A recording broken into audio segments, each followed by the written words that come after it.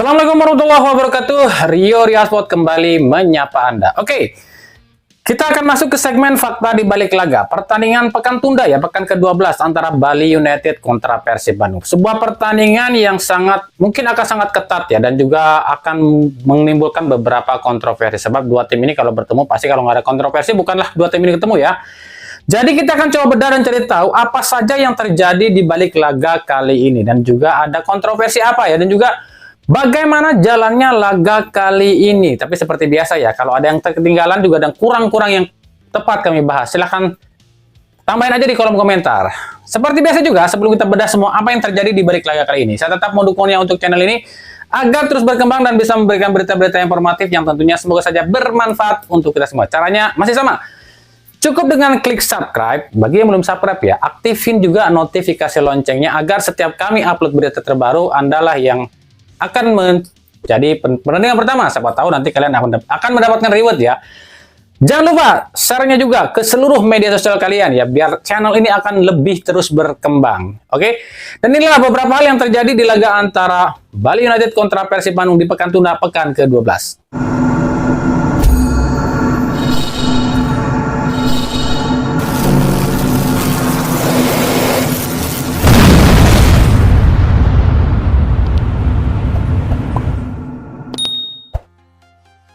Inilah beberapa hal yang terjadi di laga antara Bali United kontra Persib Bandung di laga tunda pekan ke-12.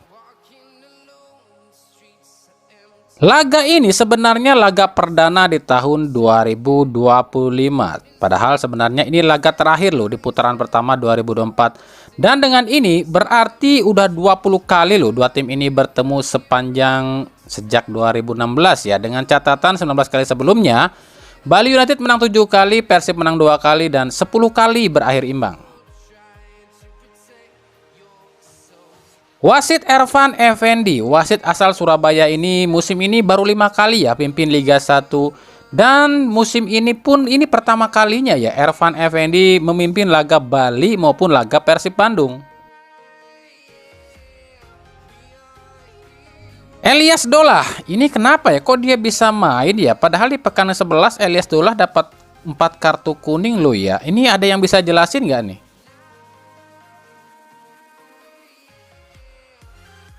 Nah, ini penyelamatan spektakuler Gustavo Franca nih di menit 22 ini buat kami spektakuler sih, sebab ini bola sulit loh. Ini bolanya kenceng loh, tendangannya siapa itu? Privat ya. Tapi dia mampu loh dengan refleks yang begitu bagus.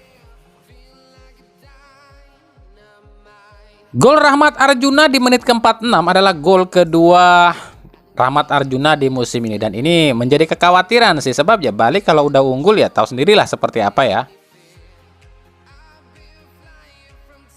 Dan ini terbukti ya, usai unggul 1-0 ya, kembali lagi ke setelan pabrik lah kalau Bali United kalau udah unggul ya mulai yang namanya guling-guling. Itu banyak banget nih guling-guling nih di laga ini nih. Lalu soal kartu merah ya Besroni nih, alias kartu kuning kedua ya. Ini mungkin banyak yang bertanya nih, itu kan dia nggak kena tendangan si Besroni itu nggak kena si Beckham, kenapa kena kartu kuning? Bukan masalah tendangannya, tapi intensitasnya atau niatnya lu ya. Pertama, niat si Besroni itu kan bukan buat nendang bola, dia kan nendangnya emang nendang brutal lah gitu kan. Lalu kedua, yang jadi kartu kuning itu adalah tangan si Besroni yang kena wajahnya si Beckham. Itu yang dianggap kartu kuningnya ya. Itu harus dipahami.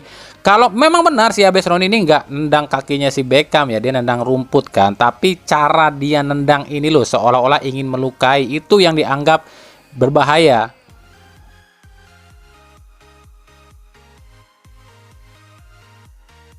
Gol Gustavo Franca di menit ke-92 adalah gol ketiga Gustavo Franca di Persib musim ini ya.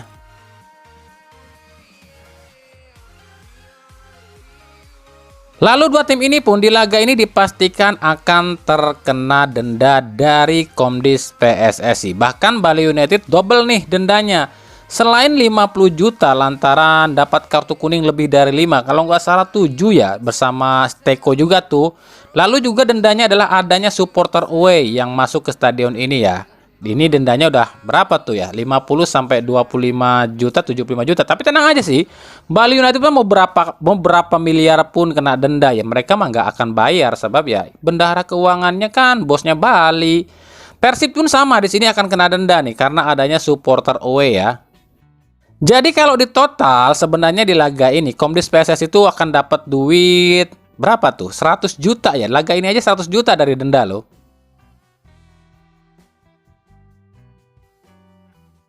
Hasil imbang, ini tuh hasil imbang ke-7 Persib ya musim ini. Sementara bagi Bali ini hasil imbang ke-4 ya. Hasil imbang ini pun jadi hasil imbang ketiga dua tim ini kalau bertemu ya sejak tahun 2016. Unbeaten, ya Persib jadi tim kedua sepanjang sejarah Liga Indonesia yang mampu unbeaten sejak putaran pertama atau selama putaran pertama alias 17 kali unbeaten. Dan itu pun dimulai dari pekan 1. Nah Persib menyamai pencapaian Persipura Jayapura di 2013.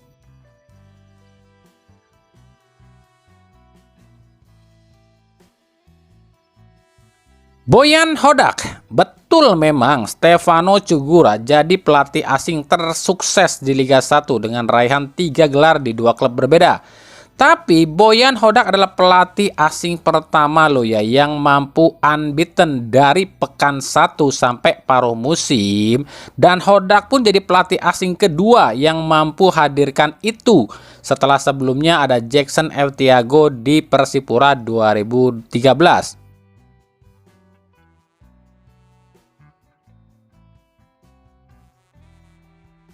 Stadion Dipta, dengan hasil imbang ini artinya Persib belum pernah sekalipun loh ya bisa mengalahkan Bali United di stadion ini sejak 2016.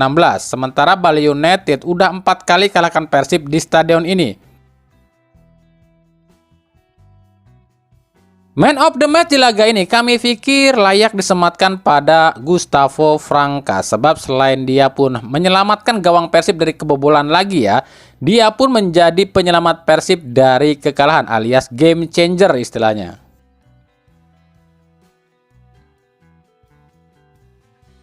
Oke, kita bahas. Gak banyak sih yang bisa kami bahas sebab sebenarnya laga ini tuh berjalan cukup seimbang loh ya. Meskipun babak pertama ini Bali ini full menyerang, ngotot banget, pressing ketat karena memang ingin mengejar gol terlebih dahulu. Habis itu barulah pakai taktik seperti biasa lah ya, kembali ke setelan awal guling-guling. Tapi sampai babak pertama habis, ya mau gimana hasilnya tetap skor 0-0. Nah babak kedua ini awalnya udah sesuai skenario nih, gol cepat Rahmat Arjuna ini bikin Teko ini udah nyiapin strategi awal, strategi andalannya ya, yakni parkir bus dan guling-guling. Tapi ada tapinya loh ya, Teko ini lupa yang dihadapinya adalah Persib yang lain, Persib eranya Boyan Hodak yang kacape dan gak pernah kenal menyerah. Dan Teko pun lupa jika Liga 1 musim ini udah pakai VAR. Kami yakin ini Teko pasti jengkel banget nih sama yang namanya VAR. Coba kalau nggak ada VAR itu pasti injury time-nya nggak bakalan 10 menit kan. Lagian siapa suruh sih kebanyakan drama, kebanyakan guling-guling kan. Itu kan waktunya ditambahin terus. Jadi memang wajar ya dari awal musim Teko ini udah nggak suka dengan yang namanya VAR. Nah babak kedua ini sebenarnya kesalahan Teko itu adalah menarik Kadek Agung loh ya. Sebab jelas ya di babak pertama itu Siro, DDS, Tiron ini nggak berkutik loh sama Kadek Agung. Dan juga kepintaran Hodak adalah memasang Beckham Putra di saat tensi emosi para pemain Bali ini udah mencapai puncaknya. Itu kecerdikan Hodak loh ya. Beckham ini tuh pemain yang licin, cerdik dan pintar memancing emosi lawan. Sampai akhirnya ya Besroni pun terpancing oleh aksinya Beckham. Kalau dibilang wasit di laga ini nggak fair ataupun berat sebelah atau gimana, sebenarnya wasit di laga ini tuh ya emang nggak bagus sebenarnya. Sebab ada beberapa hal yang menurut kami ini bisa merugikan kedua tim. Di babak pertama aja kalau kami hitung ya ada beberapa yang harusnya jadi penalti loh ya, seperti handsballnya Elias Dolar, terus juga dijatuhkannya Mark oleh Nofri Setiawan, lalu juga pelanggaran Nick Weaver terhadap Rahmat Arjuna. Ini kan semuanya itu berpotensi penalti loh ya, tapi ya itulah namanya laga big match ya, wasitnya pun mungkin yang kita nggak tahu lah seperti apa diaturnya sebelum pertandingan ya. Dan kami sangat yakin baik Teko maupun Boyan Hodak pasti nanti di konferensi pers akan menyalahkan wasit yang bertugas di laga ini. Bali dapat 7 kartu kuning termasuk Teko loh ya. Sementara Persib dapat 4 kartu kuning termasuk Boyan Hodak. Dan beberapa protes-protes yang dilakukan oleh kedua pelatih ini pun nggak digubris sama wasit Ervan Effendi. Ini pasti nih jadi sasaran utama dua pelatih ini nih, Ervan Effendi nih. Nah, kalau kami analisa, kekurangan Persib di laga ini ada pada ketenangan dan terlalu emosi. Para pemain Persib terlalu banyak protes yang akhirnya bikin konsentrasi hilang. Finishing pun kacau di laga ini. Edo beberapa kali error di laga ini. Lini tengah ini sering banget ketinggalan nih untuk mengcover para back yang berlaga di laga ini. Tapi ya inilah yang namanya laga big match. Hal-hal yang kecil pun bisa jadi petaka. Tapi paling tidak di laga ini tuh kita bisa lihat loh ya kekurangan dua tim ini. Bali United terlihat banget ya, ini kekurangan striker. Mereka ini butuh striker. Maka wajar ya mereka mendatangkan yang namanya Boris Kovacic dan juga memulangkan Ilyas Pasojevic.